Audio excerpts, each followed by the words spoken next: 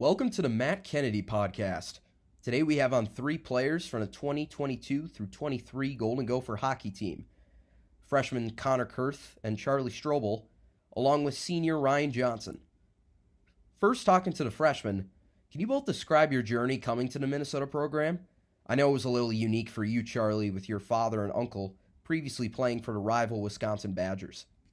Yeah, it's funny I asked that. For me, first off, it was for me, I just kind of want to make like my own identity, my own path. They did what they did at Wisconsin. And for me, I was like, I wanted to create my own path, and I wanted to prove to myself that I could do it without them, basically. That was a big piece. And also I got a brother back at home that has special needs. So for me, like being able to see him and have him come to some games and be close to home, super important to me because, he's pretty important in my life. So I think those were two big deciding factors when choosing Minnesota.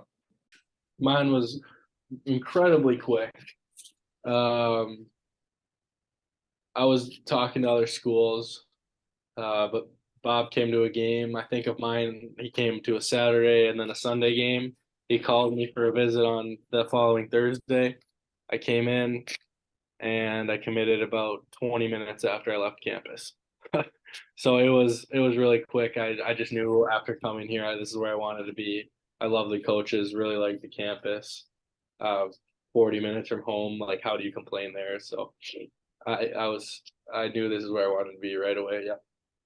How different was it competing in Division I collegiate hockey instead of playing in high school or even at juniors? I'd say like definitely the speed gets quicker for sure. I would just say the biggest difference is you just have less time to make a play. Yeah. Like you got guys like Fabes, the Colm, like that are just going to be on you. They know where you're going to be in the offensive zone, neutral zone, you know what I mean? And so you have less reaction time to make plays. So I'd say that's obviously the biggest step from like high school to juniors at college is like reaction time, like where you got to be. Like everything is not only speed, it's just quicker, like play wise, everything. So it's really different. They got like the games and the practices are kind of set up the same, but when you have 11,000 people yelling at you, screaming, and you got the band playing when you walk on the ice every time and when you score, it's really special. Like the fan base was great in Dubuque, but it's 2,000 people, not 11,000 plus like 60,000 more supporting you on like TV and Twitter, and just having that fan base, I think is so special and so cool. Practices, I also heard, were far quicker than your average high school or junior hockey practice. Do you guys like that? I do. Yeah. Cause I mean, like later in the year, like you get into a routine where it's every day, right? And it's like, like 45 minutes to a good hour is good because obviously like we take weights pretty serious too. And obviously like film and obviously, coach knows we got school and other things like that. So I think an hour of us to like get to maximize like what he can get out of a practice, I think is a perfect time. I think sometimes if you go, hour and a half, 2 hours, later in the week, you got guys that are starting to get a little sore, injured, right? And I think it's smart. You get guys at your best throughout the week, and it obviously, pays off in the weekend. So How about you, Connor? I do like that they're quicker because like you can stay on after as long as you want. Like you can do your own skill work, Yeah. which is nice. You don't have to like do like a generic skill thing. It's just do what we need to do, make sure we're perfecting that, and then work on your skill that you want. So that's what I think that's better, honestly, because you know what you need. Not everyone needs the same thing, so I like it better. Now, finally getting to Ryan, compared to these guys sitting next to you, growing up in the Minnesota, the state of hockey, how difficult is it to come in the this sport from California? Yeah, I think definitely the ice is limited there. So, and most of our games we had to travel like long distance cross country. We went to Minnesota a lot, went to New York, went to Canada, Toronto, Vancouver, kind of just to get games, just to get more exposure and more competition. So that was I would say it's definitely like the talent was there, just like in Minnesota, the talent's here. And we had like it's growing a lot. It's growing so much, but it really was. It didn't change like really really that much as well. Other than we had to recruit guys from all over. Kids had to drive longer to practice. There were less rinks and less ice time, so sometimes at lessons there's like 8 kids in one corner. I don't know if that's like that in Minnesota, but we're jam packing in the building. So yeah, it's definitely different now. And even California, I feel like ice is like they built some new rinks and stuff. So, but there's definitely still a high demand. Were there any freshmen, specifically defensemen, that you kind of took under your wing this year, showing them the ropes? I would say definitely like took Charlie under my wing. I'd say like definitely like cared a lot about him, and we actually had like some good connections. Like seemed like before we even got together, there's just guys like that where you just connect more and better with them. So yeah, Charlie was definitely one that I tried to take under my wing at least. I know your apartment on Tuesdays, Ryan, is a popular place for worship, and before every game, a group of 10 to 15 players would get together outside a locker room and rattle off prayers before each match. Was Charlie one of those guys coming from a Catholic school like you did in California? Yeah, he did.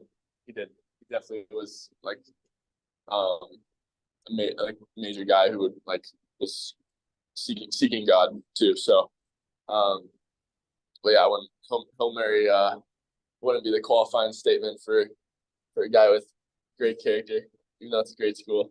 You know what I mean? It's just like I went to a Catholic school growing up too.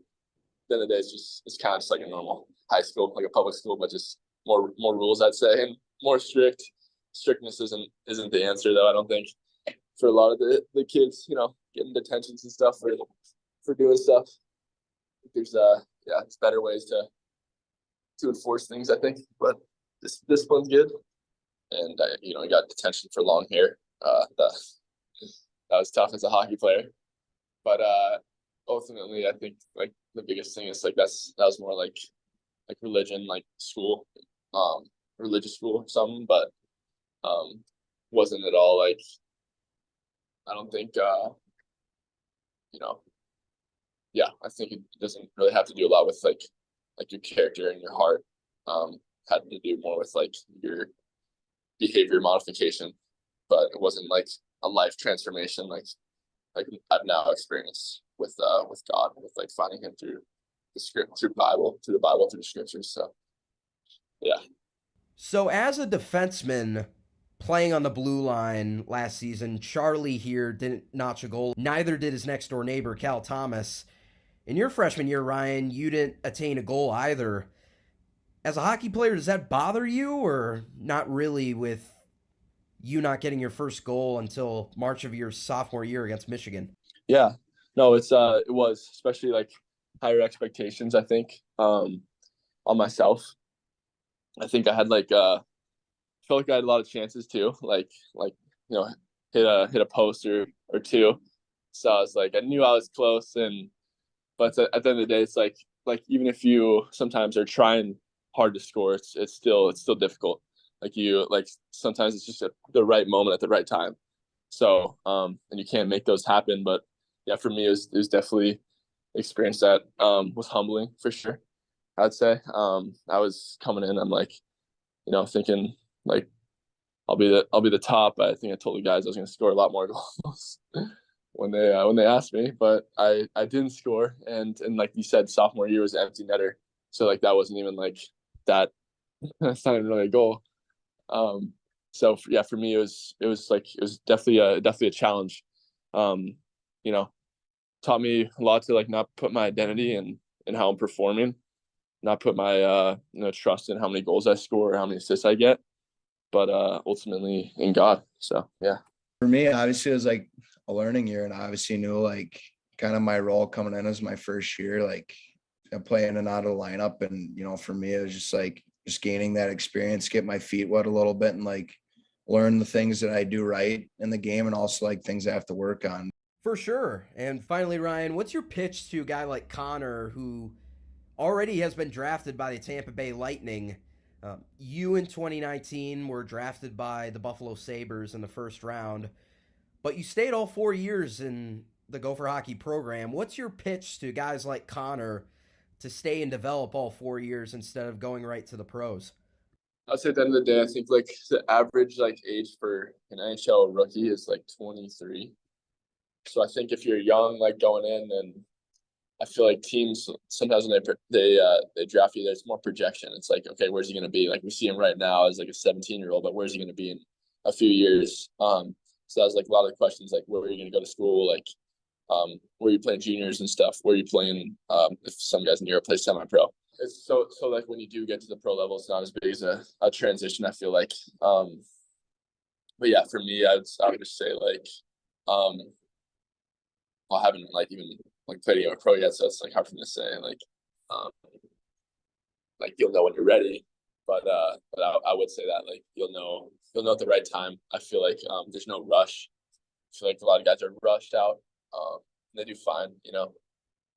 They do well. There's like, you know, there's like the minor leagues where there's a lot of like development. So, but I would say just like it has been a blast like these past 4 years playing here. So super thankful and grateful for that. And yeah, I don't think I'd want to be playing anywhere else. So it's been so much fun. And for you, Connor, I bet playing in your future home and Amalie Arena for the Frozen Four had to be a special experience. Yeah, it was. I really like it down there. I really liked it. Like just being there in the summer. I mean, obviously it's Florida, so you can't complain about the weather. But yeah, being in the Lightning rink and staying in the Lightning locker room was pretty special. I won't lie. I really took that in, and it was really cool to me. Well, hey, this was a really cool chat. Thank you, Connor, Charlie, and Ryan, for taking time out of your busy schedules to talk today. As for my listeners, I'll see you next time.